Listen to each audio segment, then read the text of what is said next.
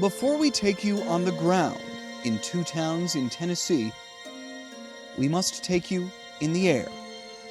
In the Air shows the mountains and wonders that surround the towns with beauty and barriers. In the Air shows their slight size and their remote distance. And for those who live here, In the Air is too often the fastest way to the nearest hospital, since theirs is closed. One of my friends had a heart attack the other day and they had to fly him out. This happened yesterday. Let me on.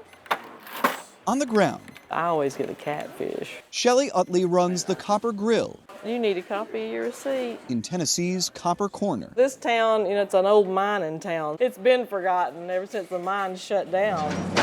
Utley works in the town of Copper Hill. The hospital was in nearby Ducktown. A half-decade back, besieged by debt and a drying population, it became one of 138 rural hospitals in the last 12 years to close. It just makes you feel there's nowhere to go. You'd just be out of luck if you had something really, needed an emergency really fast. There are hospitals somewhat close over the border in Georgia, but those with Tennessee insurance can't use them.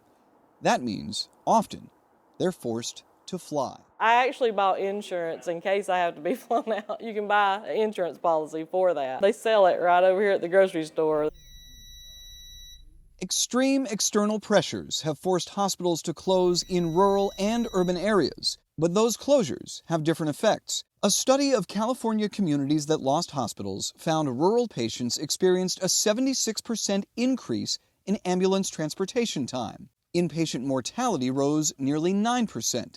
Urban communities saw little change. Started at Copper Basin Hospital in 1995. Lisa Cook worked as a nurse at the old hospital. A lot of them don't have vehicles, they don't drive. Some of them never learn to drive. If they don't have gas money to go 2 miles down the road, then they don't have gas money to go 36 miles down the road. Losing the hospital meant losing the area's largest employer.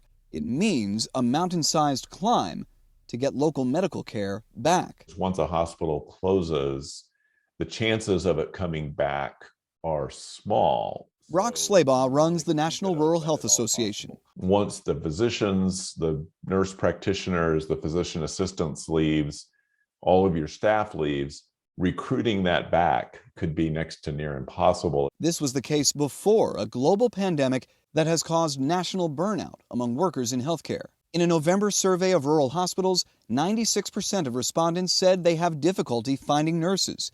Nearly 99% said they were short on staff. Thank you. Cook wanted to stay in her hometown.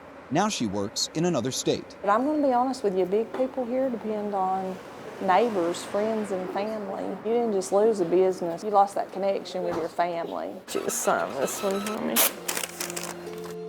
Despite all of this, Working you hard today. Oh, yeah. Shelley Utley, There we go. like many in the Copper Corner, maintains a smile amidst despair. And you just help yourself to the drinks. Thank you. They embrace what they have on the ground and hope they never experience it in the air. Somebody's being flown out all the time. It's not good. Needs something better. In Copper Hill, Tennessee, I'm Matt Pearl.